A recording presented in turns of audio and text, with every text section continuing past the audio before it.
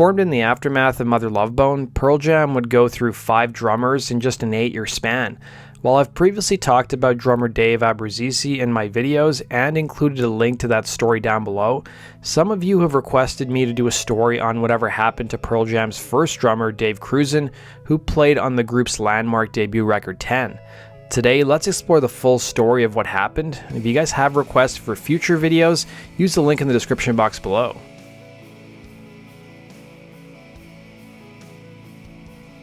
Pearl Jam guitarist Stone Gossard and bassist Jeff Ament would be members of 2 influential Seattle bands, including Green River and Mother Love Bone, prior to forming Pearl Jam.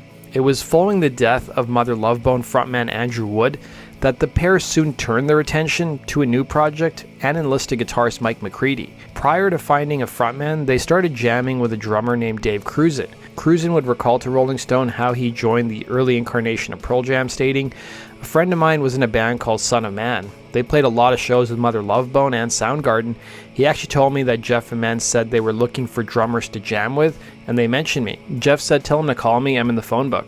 So I looked them up in the phone book and called Jeff, and he said, do you want to come down and jam and bring drums? I was like, definitely. I was a huge Mother Love Bone fan. I went down there and we played for about a couple hours. I thought it sounded great. It was in the same interview Krusen admitted he wasn't too sure what was going on with the singer situation, and 2 days after that initial jam, Eddie Vedder showed up to the audition, recalling to Rolling Stone. They asked me if I wanted to come back the next day, and I was like, of course. Then Ed came a couple days after that. I never heard of him, never met him, knew nothing about him.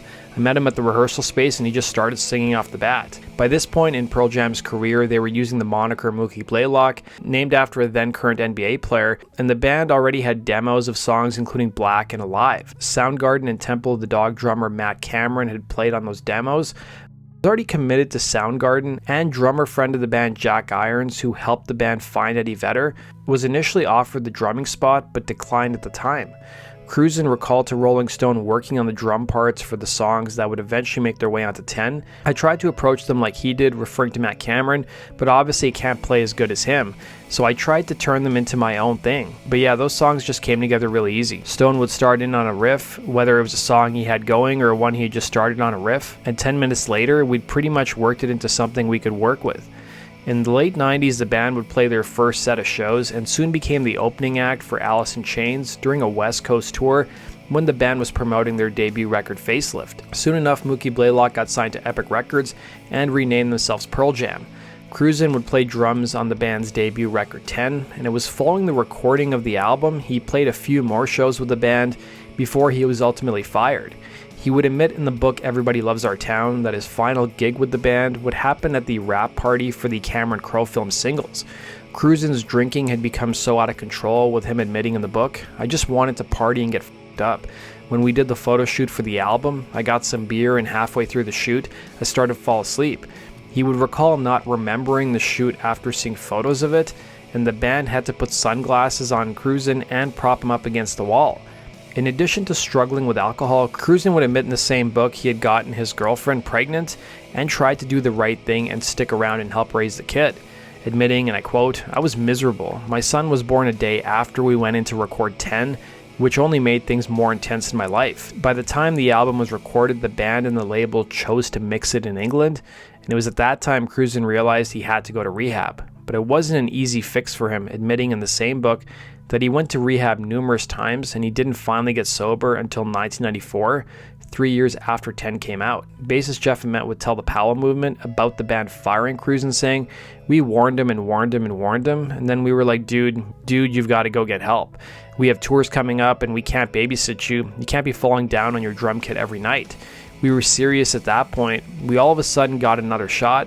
We had this killer singer and we were writing songs. But yeah, Dave said, you kicking me out of the band saved my life because it really helped me deal with what I was dealing with.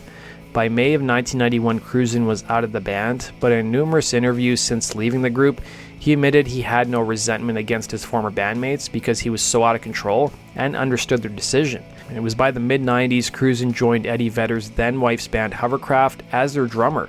Funny enough, he would replace Vedder, who played drums in the band. He would be with the group for several years, recording one album with the band, but ended up leaving by 1997, admitting to Rolling Stone that he couldn't make ends meet playing in the band. By 1997, he would join Candlebox, replacing original drummer Scott Mercado, and played on the album Happy Pills, which came out the following year. He would venture into other musical projects since then, and it was following Krusen's departure that Pearl Jam seemed to get bigger and bigger with the subsequent release of 1993's Versus and the following year's Vitalogy.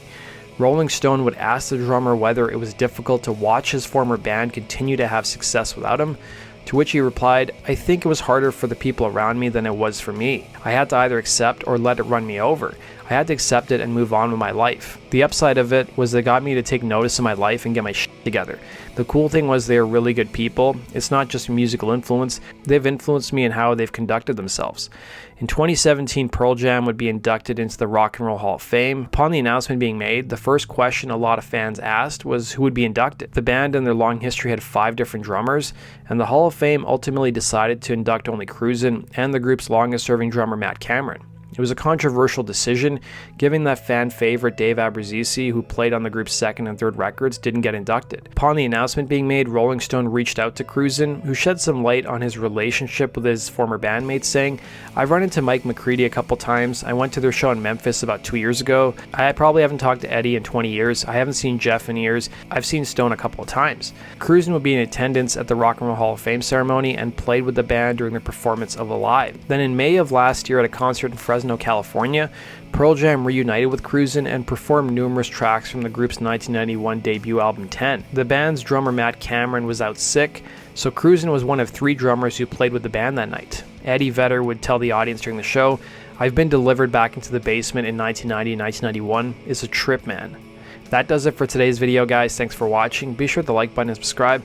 We'll see you again in Rock and Roll True Stories. Take care.